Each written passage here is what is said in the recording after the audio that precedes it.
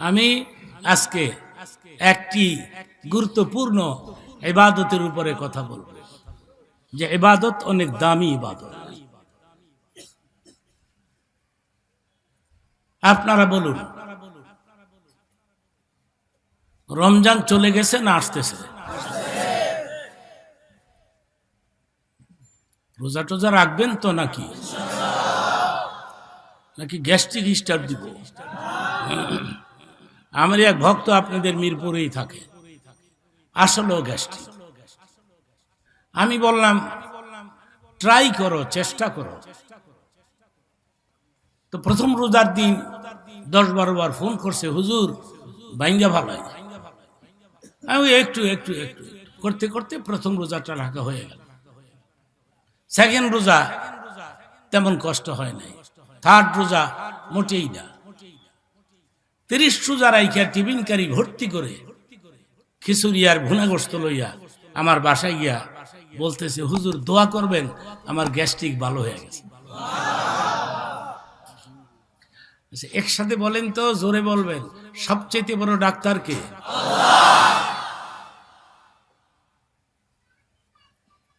রোজা এত দামি ইবাদত কেন? What is the cause? কারণ কি? আমি বলি আপনাদেরকে। রোজা দেখা যায় না, আল্লাহকে কেউ দেখছেন? আল্লাহ কয়জন? অন্তর থেকে কইছেন না মোহে মোহে কইছেন? আপনারা সবগুলো লোক জান্নাতে যাবেন। কয়জন আল্লাহ? আল্লাহ কয়জন?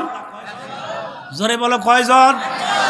একটা ঘটনা শোনাই, ঘটনাটা মনে রাখবা, কাজ দিবে। রাস্তাঘাটে এক ব্যক্তি গোটা দুনিয়া ঘুরে এসে বলতেছে, হুজুররা দুনিয়া ঘুরে আসলাম, আল্লাহরে তো পাইলাম না। হুজুররা কয় আল্লাহ আছে, নাস্তিক কয় আল্লাহ নাই। নাস্তিক কয় তাহলে আমি আপনাদেরকে 3টি প্রশ্ন করব, আমার 3টা প্রশ্নের উত্তর যদি দিতে পারেন তাহলে আমি মুসলমান হব, না দিতে পারলে আপনারা নাস্তিক হইবেন। মনে রাখে কি প্রশ্ন করবা, করো তো দেখি।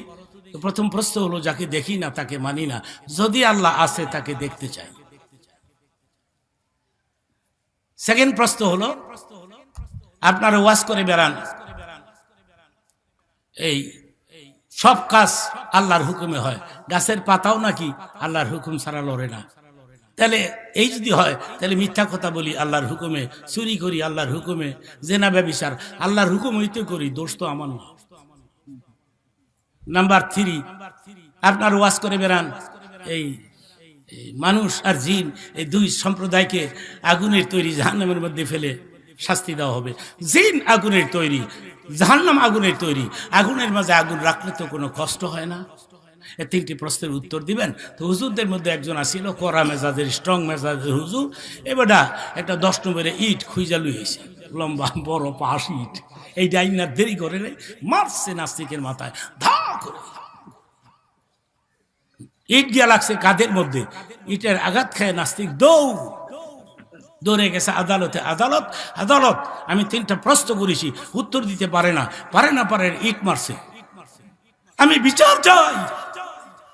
আদালত মৌলানাকে ডাকালেন, মৌলানা ইট শুদ্ধাই আদালতে হাজির হয়েছে। তা আদালতকে, আপনারা হুজুর মানুষ, আপনাদের বেশি কিছু কইতে গেলে বহু তালাক হয়ে যায়, দরকার নাই, পেঁচ লাগাইতে চাই না। এবারে প্রশ্ন করছে, উত্তর দিতে পারেন না, ইট মারছেন, এহেন ইট লইছেন কে? নাচতে কয়, স্যার আমারে আবার মারবে। এর ভিতরে একটা ডর ঢুকে গেছে। এই যারা যারা হাসলেন, প্রতিটি হাসার মধ্যে একটা করে সোয়াব হয়ে গেছে। কিছু লোক আছে ওয়াজের মধ্যে মুখটা রে বেজার কইরা একেবারে মেনি বিলাই, আসেও না, ভাদেও না। এগুলি আই ডোন্ট লাইক দিস, আমি এগুলি পছন্দ করি না। মুস্কি হাস দিয়া থাকবেন। সাহাবীরা বলে, নবীকে জীবনেও বেজার দেখি নাই। সুবহানাল্লাহ বলে। এই কথাটা কত দামি হয়ে গেল এখন। নবীকে জীবনেও বেজার দেখি নাই। নবী মুস্কি হাস দিয়া থাকতেন, নবীর পেটে খাবার থাকতো না, কিন্তু মুখে হাসি থাকতো। কেডা জানি হারে কইছে ওয়াজের মধ্যে হাসাহাসি ঠিক না। কেডা কইছে তোমারে? কোন ইসলামে নিষেধ? আমারে দেখাও তো একটা বই দিয়া। পারলে দেখাও। আল্লাহ কইছে ফালিয়াদহাকু কালিলা, কম হাসো না হাসি উড়াই দিছে। এর অর্থ কি? হাসি নিষেধ, কইছে কম হাসো, বেশি ওয়ালিয়াবকু কাসীরা, বেশি কাইদো। আল্লাহ বলেন আমার কোন বান্দা বান্দি গভীর রাত্রে দুই হাত উত্তোলন করে চোখের পানি ছেড়ে যখন কাঁদতে থাকে, আমার রহমতি দরিয়ার মধ্যে জোশ মারে, আমি নিজে কন্ট্রোল করতে পারি না। একটা দৌড় দিয়ে বান্দা বান্দির কাছে গিয়ে আমার কুদরতে হাত বাড়া চোখের পানি মুছে দেই আর বলি কাঁদিস না, আমি তোরে মাফ করে দিয়েছি। ইন্নাল্লাহ ইয়াগফিরুয যুনুবা জামিয়া, তার কোনো গুনাহ নাই, সব গুনাহ মাফ হয়ে গেছে। আমি একটা ছোট্ট হাদিসের কথা বলে ফেলি আধা মিনিটে, এরপরে আমি নাস্তিকের কথাটা বলবো, এরপরে আমি আপনাদেরকে রোজার দুইটা কথা বলবো। অনেক মহিলারা ওয়াজ শুনতেছে, ঠিক কিনা? অনেক মহিলা, হাজার হাজার মহিলারা মাইকের সামনে, মাওলানা চতুর্মুখী মাইক লাগাইছে যাতে মহিলারা বারান্দায় বসে বসে ওয়াজ শুনতে পারে। মনারের কাছে দরখাস্ত পাঠাইছে, যুক্তিবাদীরে কইও আমাদের কিছু ওয়াজ করতে, আমরা মহিলা মানুষ, আমরা তো সব জায়গায় যাইতে পারি না। সেই সবচেয়ে বড় ওয়াজ যেটা আমি করি ওয়াহাব সাহেবের সেনপাড়া মাঠে, এটা এবার হয় নাই, পরিস্থিতি নির্বাচনের আগে মাহফিলটা হয় নাই। তবে আগামী ডিসেম্বরে, এই কামিং ডিসেম্বর, এই বছরই ডিসেম্বরে প্রোগ্রাম করা হয়েছে, সেটা 3 দিন ব্যাপী চলবে এবং আমি শেষ দিন দাওয়াত গ্রহণ করেছি। মাশাআল্লাহ বলেন, আলহামদুলিল্লাহ বলেন। মহিলাদেরকে 2-4টা কথা বলবো, এরপরে আমি তওবা করব। আমার সাথে তওবা করতে রাজি? মুনাজাত দিতে রাজি? একটা ছোট হাদিসের কথা বলে ফেলি, শোনেন। এই রাসূল আরবি মাঝে মধ্যে সাথীদেরকে আনন্দ দান করতেন। কিভাবে? একদিন গোটা কতেক সাহাবীদেরকে নিয়ে রাউন্ড করে বসে, গোল করে বসে খেজুর খাচ্ছেন হুজুর সাল্লাল্লাহু আলাইহি সাল্লাম। হযরত আলী হুজুরের বাম পাশে বসা। খেজুর খায় নবী ঠিকই, কিন্তু খেজুরের দানাগুলো, বিচিগুলো আলীর সামনে জমা করে। খেজুর খাইয়া বিচিটা আলীর সামনে রাখে। হযরত আলী কয়, খেজুর খায় নবী, বিচি দেয় আমার। বুঝছি এগুলি বোধহয় আমাকে ক্লিন করতে হবে, সাফ করতে হবে। খেজুর খাওয়া শেষ, নবী বললেন সাহাবীরা, আরে তোমরা বলতে পারো সবচাইতে বেশি খেজুর কে খাইলো? সাহাবীরা কয়, আল্লাহ জানে, নবী জানে, আমরা ঘোড়ার ডিম জানি। এই কথাটা যে কত সত্য। সবচেয়ে বেশি কে জানে? নবীও জানে, কিন্তু জানায় কে? এই দেখেন, এইটাও একটা গন্ডগোল গোটা বাংলাদেশে। সবচেয়ে বেশি কে জানে? চিল্লা একসাথে বলো। নবীও জানে, জানায় কে? একটু এই কথার মধ্যে যদি আমরা বিশ্বাস করতাম, তাহলে এত দলের এত ফেরকায় দেশে হয়। সাহাবীরা উত্তর দিলেন, আল্লাহ জানে, নবী জানে, আমরা গোড়ার ডিম জানি। উত্তর দিলেন। নবী বলেন, কেন আপনাদের চোখ নাই? আপনারা দেখতে পাচ্ছেন না কার সামনে বিসি বেশি? যার সামনে বিসি বেশি, এই বেশি বেশি। আপনারা যেমন মুস্কি মুস্কি হাসলেন, সাহাবীরাও মুস্কি মুস্কি হাসতেছিল। এই হাসিটা সাহাবীদের হাসির সঙ্গে মিলে। হযরত আলী এমন এক উত্তর দিলেন, নবী নিজেই হাসা দিছে। কি উত্তরটা দিলেন? হযরত আলী বললেন, কিছু লোক আছে বিসি সহ খেজুর খাইয়া লয়। ফাতাবাসসামা রাসূলুল্লাহ সাল্লাল্লাহু আলাইহি ওয়াসাল্লাম, রাসূলের সবগুলো দাঁত মুক্তার দানার মতো বের হয়ে গেছে। আমরা হাসি দিলে আওয়াজ হয়, নবী হাসি দিলে আওয়াজ হইতো না। বেশরম শুধু এইটাই, আমরা যেন আওয়াজ করে হাসি না, হো হো হো হো, এত জোরে আইসেন না, আরে বেটার ঘুম ভাঙে যায়। নবী হাসতেন ঠিকই, মুক্তার দানার মতো দাঁতগুলি বের হয়ে যেত, কিন্তু আওয়াজ হইতো না। হযরত আলী যখন এই উত্তর দিলেন, কিছু লোক আছে এই বিচি সুদ্ধা খেজুর খাইয়া লয়, নবী সবগুলো দাঁত মুক্তার দানার মতো বের হয়ে গেছে। হযরত আয়েশা বলে, ও দুনিয়ার লোকেরা শোনো রে, আমার স্বামী মাঝে মধ্যে মুস্কি হাসলে মুক্তার দানার মতো দাঁতগুলো বের হয়ে যেত। তখন আমার মনে হতো কি জানুনি, পূর্ণিমার গোটা চাপটাই আমার মনে হতো আমার স্বামীর মুখের মধ্যে এসে গেছে। নারে তাকবীর। নারায়ে তাকবীর। জায়গা মতো হাসলেও সওয়াব হয়, জায়গা মতো। নাম্বার 2 প্রশ্ন প্রশ্ন মরণে বললেন, মূর্খের বাচ্চা আমাকে 3টা প্রশ্ন করেছে, 3টা প্রশ্নের উত্তর ইটের ভিতরে আছে, এলে ইট লয়ে দৌড়ি করে। প্রথম প্রশ্ন, যাকে দেখি না তাকে মানি না, যদি আল্লাহ আছে তাকে দেখতে চাই। মরণে বললেন, ইট আমি তোমার কোথায় মেরেছিলাম? কাঁদে, কেমন লাগে? ইট মারলে কেমন লাগে এটা বুঝেন না হুজুর সাহেব? আমি বুঝি না, আমি জানতে চাই কেমন লাগে। ব্যথা, কেমন ব্যথা? সিরিয়াস ব্যথা। মরণে কয় আদালত, আমি বলবো ব্যথা নাই। নাস্তিক কয় আছে। মরণে কয় যদি ব্যথা আছে তাহলে ব্যথা কেমন জিনিস আমি দেখতে চাই। নাস্তিক কয় ব্যথা আছে, এটা দেখানো যায় না। মরণে কয় আল্লাহ আছে, তাকেও দেখানো যায়। নারায়ে তাকবীর। নাম্বার 2 সেকেন্ড কোশ্চেন, সব কাজ খোদার হুকুমে হয়? হ্যাঁ। চুরি, ডাকাতি, বদমাশি সব খোদার হুকুমে হয়? হ্যাঁ। আদালত, তাইলে ইটটাও তো আমি খোদার হুকুমই মারছি, ওখানে আবার হুকুম দিব, আমি আবার মারব। নাস্তিক দৌড়ের পজিশন লইছে। নাম্বার 3 জাহান্নাম আগুনের তৈরি, জিন আগুনের তৈরি। আগুনের মাঝে আগুন রাখলে কোনো ক্ষতি হয় না। মানুষ কিসের তৈরি? মাটির তৈরি। ইট কিসের তৈরি? মাটির তৈরি। মাটির তৈরি ইট দিয়া, মাটির তৈরি মানুষের গায়ে আঘাত করলে ব্যথা পাইছো কিনা বলো? পাইয়া থাকলে ভালো কথা, আর যদি না পাইয়া থাকো সোজা হয়ে দাঁড়াও রে, জনমের শেষ মারা আমি এখন মারব। নাস্তিক একটা দৌড় দিয়ে মৌলানার কাছে গিয়ে বলে, মৌলানা গোটা দুনিয়া ঘুরেছি, আমার প্রশ্নের এই ধরনের চমৎকার উত্তর কেউ দিতে পারে নাই, তুমি এমন উত্তর দিয়েছ, আমি আমার আল্লাহকে খুঁজে পেয়ে ফেলেছি। আমাকে পড়াই দাও, লা ইলাহা ইল্লাল্লাহ, লা ইলাহা মুহাম্মাদুর রাসূলুল্লাহ। কয়জন আল্লাহ? আল্লাহকে দেখা যায়? রোজা দেখা যায়? আল্লাহকে দেখা যায়? সেই জন্য রোজা সবচেয়ে দামি ইবাদত। রোজাটা রাখবা। আরেকটা কথা ক্লিয়ার করে দেই, আপনার মাসুম বাচ্চা, এই যে বাচ্চাগুলো এখানে বসে আছে, আপনার মাসুম বাচ্চা যদি রোজা রাখতে চায়, নিষেধ দিয়েন না। হাদিস শরীফের মধ্যে আছে, কোন মাসুম বাচ্চারা কষ্ট করে যদি একটা রোজা রাখতে পারে, এদের রোজার সওয়াবের পরিমাণ হবে আল্লাহর ওলিদের রোজা সওয়াবে সমান। আমি একটা ছোট্ট কথা বলে ফেলি, আমার ফ্যামিলিগত কথা বলে ফেলি। আমার বড় ছেলে তো মৌলানা আবু বকর সিদ্দিক ওয়াজ করে, দেখি আগামীতে আরেকবার আসলে আমি আবু বকর নিয়ে আসবো, আপনারা বলেন ইনশাআল্লাহ।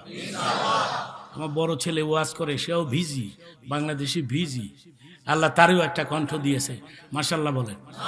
দেখি আগামীতে যদি বাসি, আমার ছেলেটারে সাথে করে আনা যায় কিনা।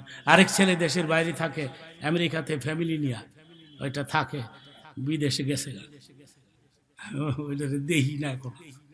আমি তো প্রতি বছরই যাই, এবারও আমি 3টা দেশ ঘুরে আসলাম মাস 3 আগে, আমেরিকা, লন্ডন এবং ফ্রান্স, এই 3টা দেশ আমি ঘুরে আসলাম। বিদেশেও আমার লোকে নামে অনেক লোক হয়, মারহাবা বলেন। ভারতের মুসলমানেরা আসে আমার নাম শুনলে, পাকিস্তানিরা আসে, আর বাঙালি বাংলাদেশের লোকেরা তো ঘরেই থাকে না, কি চাও যুক্তিবাদী বলে আসবে, মসজিদ টসজিদ বেকটাও হয়ে যায়, মারহাবা বলেন। ছোট্ট কথা বুঝাবো আমি, আমার এই ছেলেটা বিদেশ যেটা স্যার, এটা যখন বাংলাদেশে ছিল, মাসুম, রোজার প্রতি একটু টানা ছিল বেশি।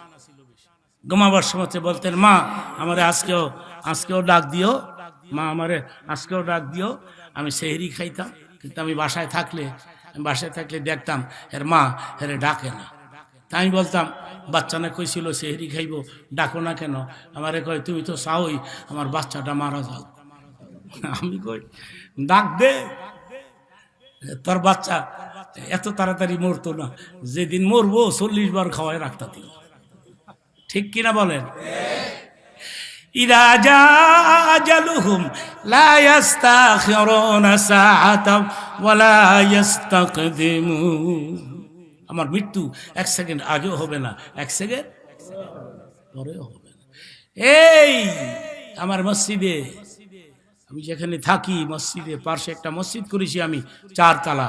আমি এয়ার কন্ডিশন লাগাই দিয়েছি মসজিদে, যাতে মুসল্লিরা শান্তিতে নামাজ আদায় করতে পারে। আসরের নামাজ জামাতে পড়ছে একসাথে, মাগরিব আর পরে নাই, মাগরিবের আগে লোকটা মারা গেছে। ইয়াং ম্যান, যুবক, কোন রোগ নাই, আসর জামাতে পড়ছে, মাগরিবের আগে হঠাৎ করে শুধু বলছে আমার বুকে পেইন হয়, আমার বুকে ব্যথা হয়, ব্যথা হয়, এই কথা কইয়া সঙ্গে সঙ্গে পড়ে গেছে, হাসপাতাল নিছে, উনি মারা গেছে। কিসের দুনিয়া, কিসের রঙ্গিলা পৃথিবী, কিসের টাকা পয়সা, সব শেষ।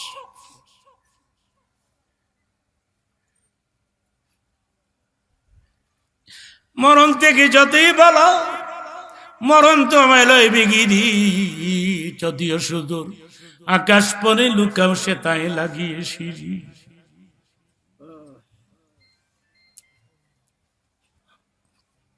আমি আগেই ডিক্লার দিয়ে ফেলছি যে আমার মন বলতেছে মুনাজাত কবুল হবে। সুবহানাল্লাহ। আমি বললাম ডাক দাও, বাচ্চাটা সেহরি খাইতে চাইছিল, ডাক দাও সেহরি খাক, দরকার হলে হাফ রোজা রাখবো না, দুপুরে খিদা লাগলে খাইয়ে ভালাই। মাসুম বাচ্চারা যদি সেহরি খায়, দুপুরে খিদা লাগলে খাইতে পারবে, ইসলামের পারমিশন আছে। আপনারা আবার স্টার দিয়েন না, যুক্তিবাদী কইছে খিদা লাগলে বলে খাওয়ান যায়।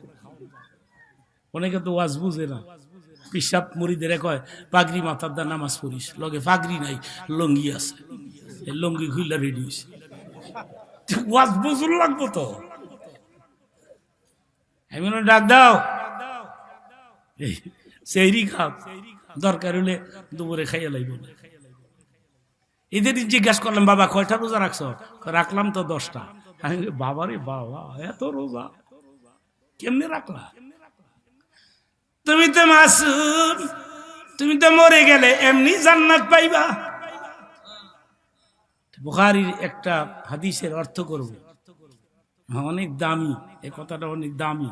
কথা শেষ হবে, আমি দেখব কত জোরে সুবহানাল্লাহ কইতারেন। রেডি? বুখারীতে আছে, কারণ মাসুম ছেলে মেয়ে যদি মরে যায় কিয়ামতের দিন, ওই মাসুম ছেলে মেয়েদের নাকের ঘ্রাণ আল্লাহ রাব্বুল আলামিন এত বেশি পরিমাণে বৃদ্ধি করে দিবে, সে তার নাকের ঘ্রাণ দিয়া হাসরের ময়দান থেকে তার মা বাবাকে খুঁজে খুঁজে বিনা হিসেবে জান্নাতে নিয়ে যাবে।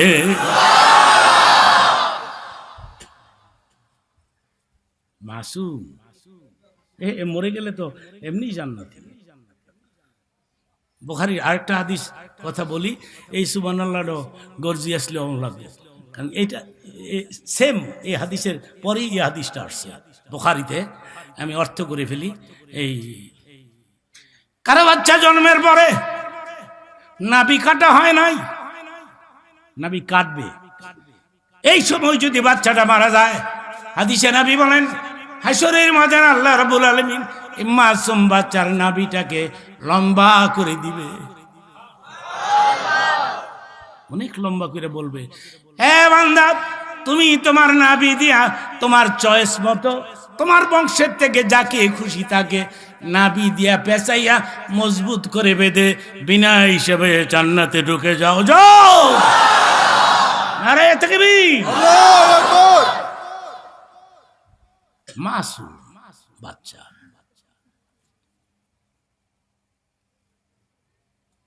একটা কথা বলে ফেলি, আধা মিনিটে বলে ফেলবো, কারণ আগামীতে আমি আবার এখানে আসবো তার কোনো নিশ্চয়তা নাই। ইদানিং আমার মা বাবাকে ঘন ঘন স্বপ্নে দেখি। ইদানিং আমার মা তো আল্লাহর ওলি ছিলেন। আমার বাবা ছিলেন সাসিনার মরহুম আল্লামা নেসার আহমদ সাহেবের খলিফা। আমার বাবার তাহাজ্জুদের নামাজ কাজা করতে দেখি না। আমার বাবা দোয়া করছে আমার জন্য, বলছে তুই কথা বললে মানুষ শুনবে, এই যে আপনার শুনতেছেন, বাবার দোয়া তো। তুই যত রাত্রি কথা কস মানুষ শুনবে। এই যে বসে আছে, বাপের দোয়া কেমনে লাগে দাও। বাবারে বুড়া কয়, মায়েরে বুড়ি কয়। এ তোমার বাবাই কই বুড়ার কথা কোন বাজার করবার গেছে, তোর মাই কই বুড়ি শুয়ে রইছে। আর শ্বশুর শাশুড়ির আব্বা আম্মা, শ্বশুরের আব্বা কয়, কইলে শ্বশুর খুশি হয়। আর বাপের বুড়া কও, বাপ খুশি হয়। ঠিক না? যুবক বাবারা, এই ভুলগুলি কইল না, এটা কঠিন ভুল। আমি একদিনে বৃদ্ধ বয়সে সব কথা বলতে পারবো না। যে কথাটা তুলে ফেলেছি এটা বলে শেষ করতে চাই। এই একটা কথা বলি, আসলে ময়দানে আল্লাহ পাক মাসুম বাচ্চাদের নাকের ঘ্রাণ বাড়াই দিবে। এই নাকের ঘ্রাণ দিয়া সে তার মা বাবাকে চিনতে পারবে। হাদিসের ব্যাখ্যায় এই কথাটা আসছে, হাসরের ময়দানে মাসুম বাচ্চাদেরকে আল্লাহ ডাক দিয়ে বলবে, তোমরা জান্নাতে চলে যাও সব। মাসুম হাদিসে আসছে, মাসুম বাচ্চারা মারা গেলে সপ্তম আকাশে ইব্রাহিম খলিলুল্লাহর কাছে এদেরকে জমা করা হয়। যত মাসুম, হিন্দু হোক মুসলমান হোক, মাসুম তো কি আর বুঝেনি আমি হিন্দু না মুসলমান? কথা বলে না কেন? বড় মুফতি সাহেব এখানে বসে আছে, আমার একটা কথা যদি ভুল হয় এবার আমার ছাড়বো না? ছাড় আল্লাহ আল্লাহ কি বক্তায় দিঘায় তোরে তক্তা বানাই, এ কথা পাইছ? আরে মাসুম তো বুঝে না আমি ইহুদি না খ্রিস্টান না হিন্দু না কাফের, তো মাসুম। সুতরাং সেও যদি মরে যায় ইব্রাহিম খলিলের কাছে জমা করা হয়, কারণ সে বড় হইয়া হয়তো বা মুসলমান হয়ে যেত। ইব্রাহিম খলিলুল্লাহর কাছে। তারপরে কি হলো বলে ফেলি 2 মিনিটে। এই আল্লাহ ডাক দিয়ে বলবেন, মাসুম বান্দা বান্দি রে, যাও জান্নাতে, জান্নাতি মানুষদের খাদেম বানাই দিলাম। মাসুম ছেলে মনে পড়বে, আল্লাহ গো আমাদের কোন আবদার তোমার দরবারে মঞ্জুর হবে নি, বলো তো কি বলতে চাও? ছোটকালে নোটিশ করে আমাকে নিয়ে আসছো, আমার মাকে মাটিকে তৃপ্তি মিটে নাই, বাবাকে বাবা দেখে তৃপ্তি মিটে নাই, মারে বাবারে আইনে দিবা? আমি একবার খুলে উঠবো, মা বলে একটা ডাক দিব, বাবা বলে একটা ডাক দিব। হাদিস আসছে 2 জন ফেরেশতা আল্লাহ ডাক দিবে, একজনকে তার মার সুরত দিবে, আরেকজনকে তার বাবার সুরত দিয়ে বলবে, এটা তোর মা, এটা তোর বাবা, যা কোলে ওঠ, মা কইয়া ডাক দে, বাবা কইয়া ডাক দে। কিন্তু ছেলেটি যাবে, প্রথম বাবার কোলে উঠবে, নাকের সঙ্গে নাক মেলাবে, মুখটারে মলিন করে নেমে চলে আসবে। মার কোলে উঠবে, নাকের সঙ্গে নাক মেলাবে, গ্রহণ নিবে, মুখটারে মলিন করে নেমে চলে আসবে। আল্লাহ বলবেন, কিরে বন্ধু এত তাড়াতাড়ি? মায়ের কোলের শখ পিঠে গেল, পিতার কোলের শখ পিঠে গেল। মাসুম বান্দা বলবে, আল্লাহ গো এটা আমার মা না, এটা আমার বাবা না। আল্লাহু আকবার বলো। কেমনে বুঝলাম মা না বাবা না? ছোট্ট কালে আমাকে মেরে ফেলেছ, আমার চিন্তায় চিন্তায়, আমার শোকে শোকে, আমার মা কাঁদতে কাঁদতে বারবার কবরের পাশে আসতো, বারবার কবরের দ্বারে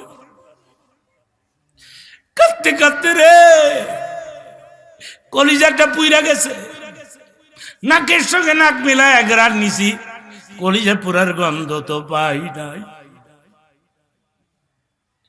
আল্লাহ বলবেন, ফেরেশতা রে তোর আসল মাকে বাবাকে এনে দে। এইবার এটা তোর বাবা, এটা তোর মা।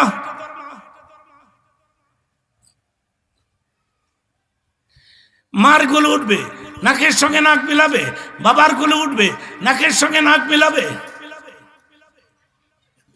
নাইমে এসে বলবো, আল্লাহ গো, দুনিয়াতে মা বাপ থেকে আমার তৃপ্তি মিঠে নাই, তোমার কাছে ফরিয়াদ করব, আমার মায়েরে বাবারে মাফ করে জান্নাত দিয়ে দাও, আর আমাকে চিরতরে এদের খাদেম বানায় দাও।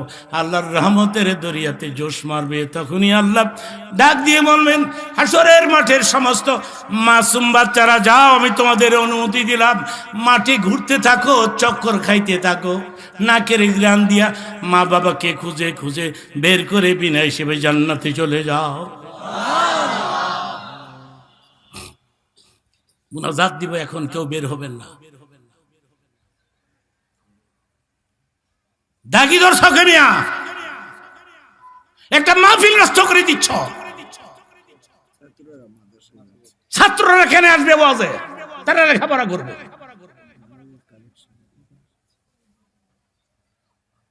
সব লোক বসে আছে, বেরাব দাগি ধরে চলে যাচ্ছে। এখনই তো মুনাজাত হয়ে যাবে। বসুক গিয়া, বসলে বসুক গিয়া, আমার নজরে পড়ছে, তারা চলে যাচ্ছে। একটু বসো, এখনই দোয়া হবে। তোমাদের তো কিছু বলার আছে আল্লাহর কাছে, ঠিক কি না? তোমরা ছাত্র মানুষ, তোমরা কি বলবে? আল্লাহ বড় মাওলানা বানাই, আল্লাহ যুক্তিবাদীর মতো বানাই দিও, ঠিক কি না? তাহলে দোয়া যদি কবুল হয়ে যায়, তাহলে তুমি কেন দোয়া না করে চলে যাচ্ছ? এই যে তারা থেমে গেছে এবং বসে গেছে, মারহাবা বলে। ছেলে মানুষ কি বুঝে? এখনই আমি মুনাজাত দিব। কথাটা শেষ করতে চাই, যেহেতু রমজান এসে গেছে, ঠিক কিনা? এই বললাম, তুমি তো মাসুম, তুমি তো মরে গেলে এমনি জান্নাত পাইবা বাবা। এই যে রোজা রাখছো, 10টা রোজা, বড় বড় সোয়াব হইছে, এগুলি কারে দিবা? বাতাস দেয়নি লোকটা, গেছে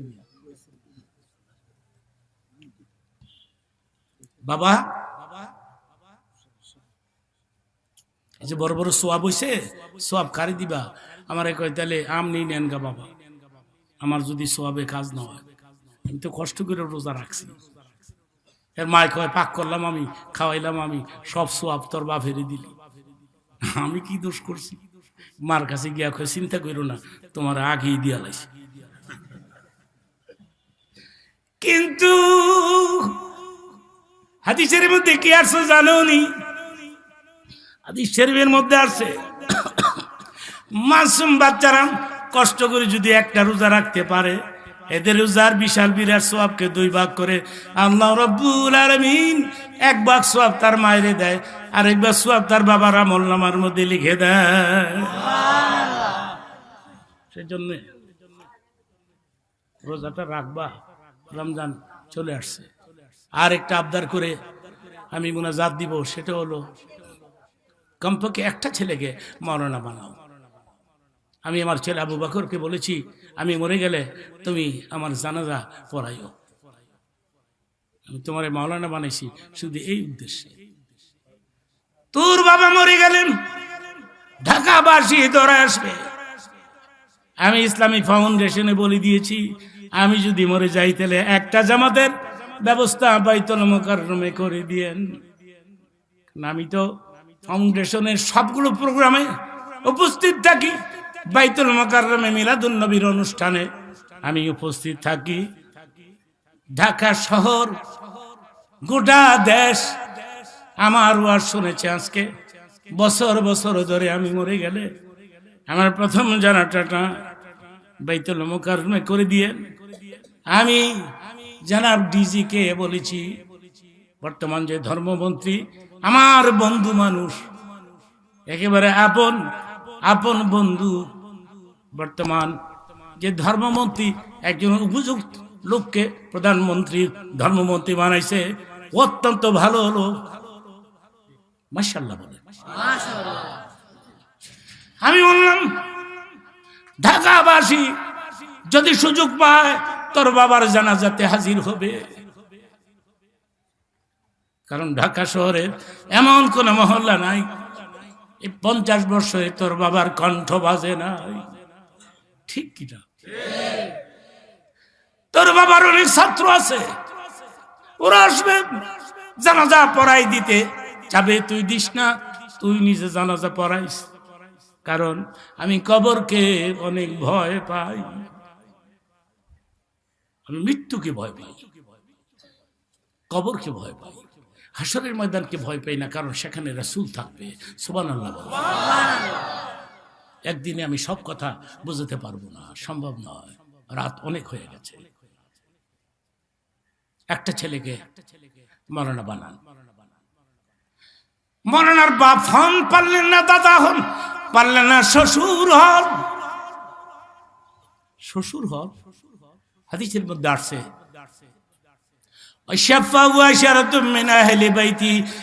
এক একটা মৌলানা কমপক্ষে হাসরের ময়দানে বিনা হিসাবে 10টা করে লোক জান্নাতে নিয়ে যাবে। এমন ছেলে রেখে গেলেন, সে জানাজা পড়াইবে দূরের কথা, নিজেই জানাজা পড়তে গিয়ে ঈদের নামাজ পড়ালায়, ঈদ পড়তে গিয়া জানাজা পড়ালায়। আমি নাম বলবো না, আমি একজন সিনিয়র মিনিস্টারকে দেখেছি, ওই যে জাতীয় ঈদগাহ ময়দানে নামাজ পড়ায় না, সারা রাত টিভিতে নিউজ দেখায় না, সারা রাত। আমি নিজে দেখছি, মিথ্যা কথা আমি কই না, আমি নাম কমু না, আমার দরকার নাই, জানি জেলখানাত কি কষ্ট। আমি নিজে দেখছি সবাই দিন নামাজ পড়তেছে, মন্ত্রী জানাজা পড়তেছে। ঈদের নামাজে হাত উডান লাগে না, আমার লাগে না, মন্ত্রী ধৈর্য রাখছে, ধৈর্য কইছে নিছে এর হইছে, তো ডাইনি ভাই আর ছাড়ে না, এমনি ধৈর্য রাখছে।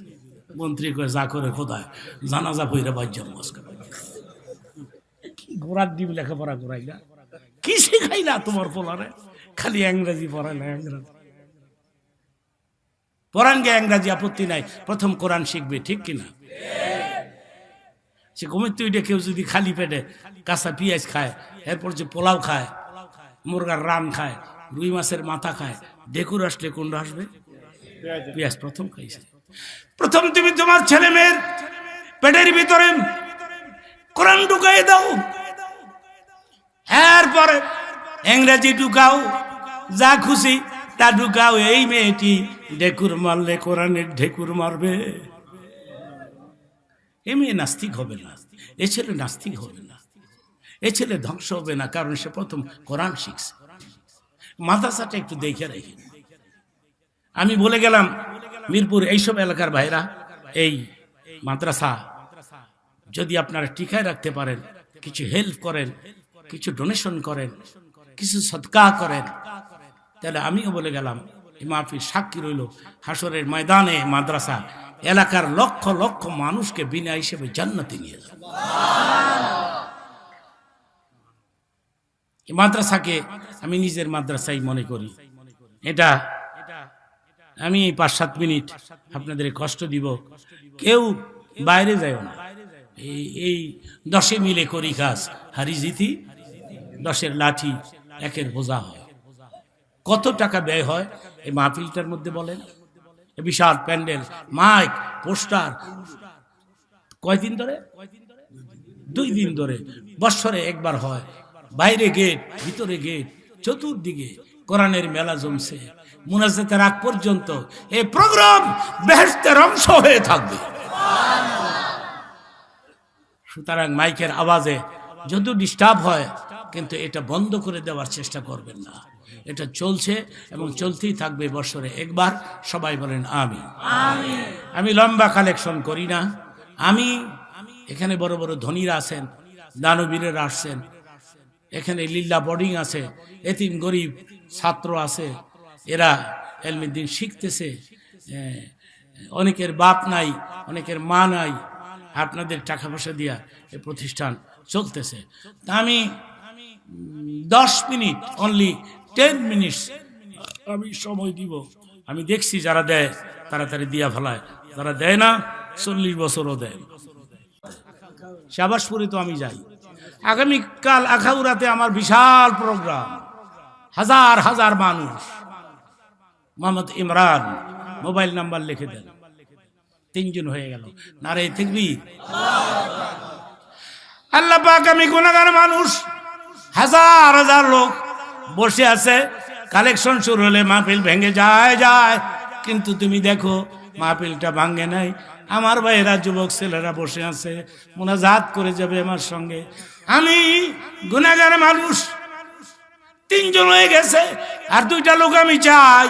আল্লাহ গো, দুইজন মানুষ তুমি মঞ্জুর করে নাও, কোটি কোটি টাকার মালিক বানাইলে তোমার ভান্ডার খালি হবে না। এরা নবীর ঘর ঠগায় না, তুমি এদেরকে ঠগাইও না। কিয়ামতের দিন মানুষ যখন পানি পানি বলে চিৎকার মারবে, নবীর হাতে হাউজে কাউসার দিও, বিনা হিসেবে নবীর সঙ্গে জান্নাত দিও, চিৎকার বেড়ে বলেন মারহাবা। দোয়াটার মূল্য কত? দোয়াটা করলাম, এটার দাম কত?